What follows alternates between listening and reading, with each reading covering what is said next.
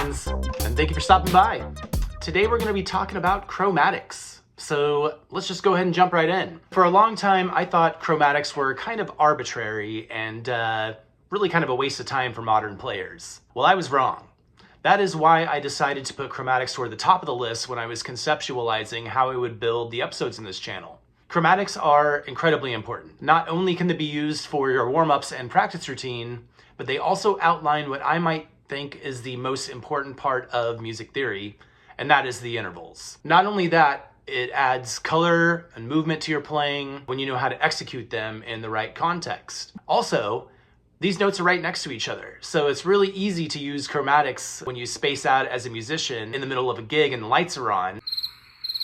But for now, we're going to be using it as part of our practice routine. So you may remember from the last video that I mentioned that we'll need the notes E, C, and A flat, G sharp. If we put our focus on the low E string, then we can split the entire guitar fretboard into thirds.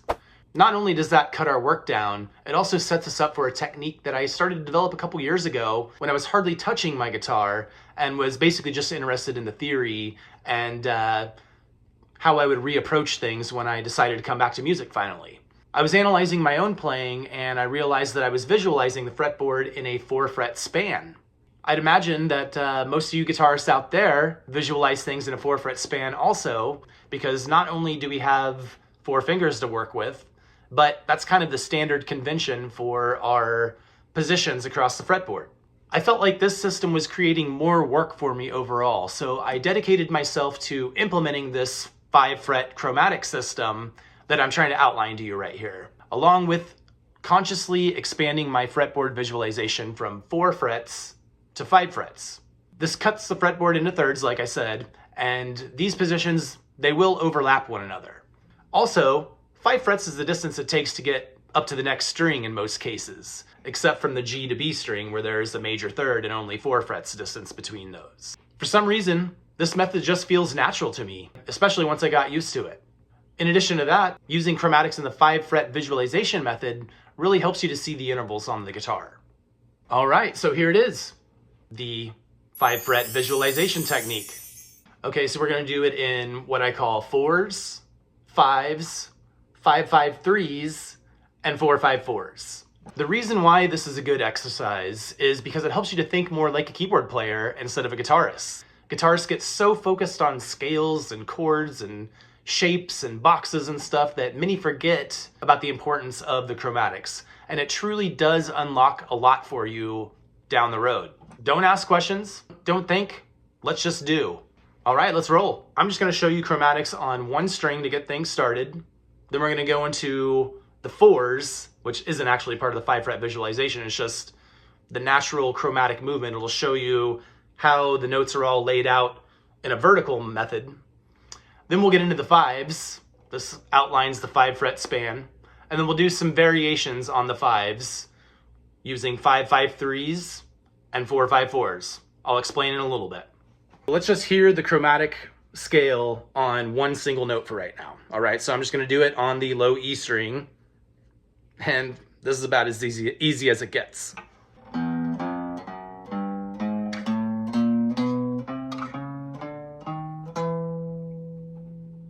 Moving into 5s, here's how I would do that. I'm gonna do it starting on the low E string, and once I get up to the high E string, I'm gonna continue to go up to the note A flat.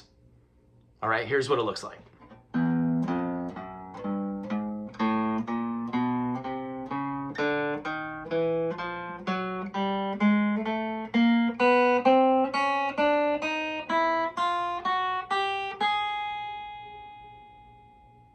Okay, now let's move that up to the 2nd position, which is gonna be at A flat here at the 4th fret. So this is in 5s.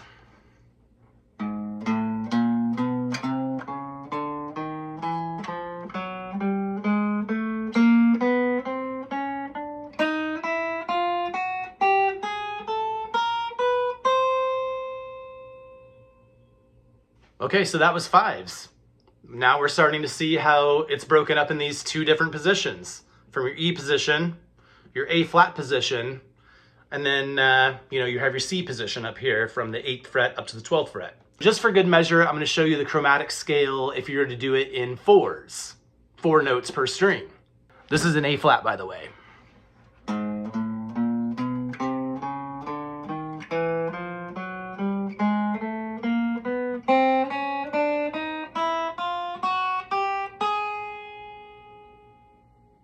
That's basically the 2-octave chromatic scale, both in 5s and in 4s. So let's just switch to a little 1-octave chromatic scale. We're going to be using what I call 5-5-3s. 5 notes on the first string, 5 notes on the second string, 3 notes on the third string, just 1 octave. Here's what it looks like. We're staying in A flat here at the 4th fret.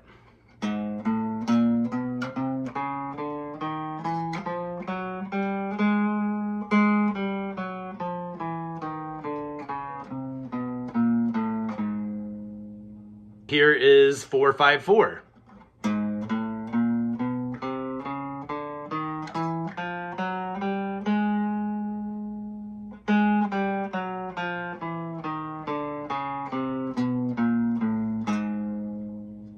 I really like the 4-5-4 because when you're on that third part of that, you have 4 beats going up to the note, to the octave.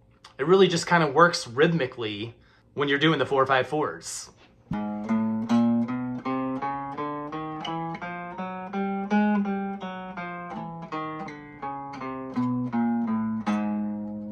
Let's go up an octave, and I'm going to show you the 5-5-3 and the 4-5-4s.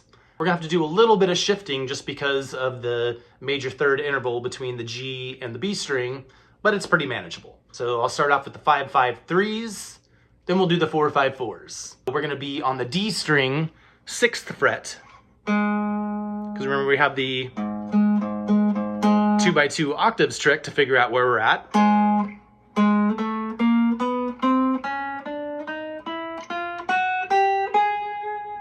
Here's 4-5-4.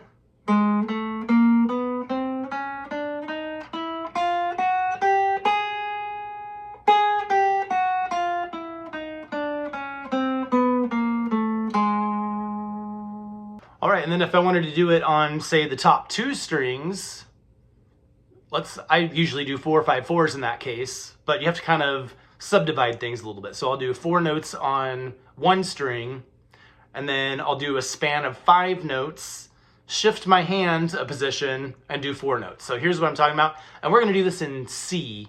So I'm going to be starting off at the 1st fret on the B string, right here.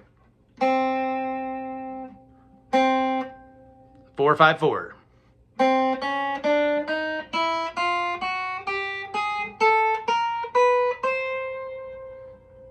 And just for fun, I'll walk it down in 5s.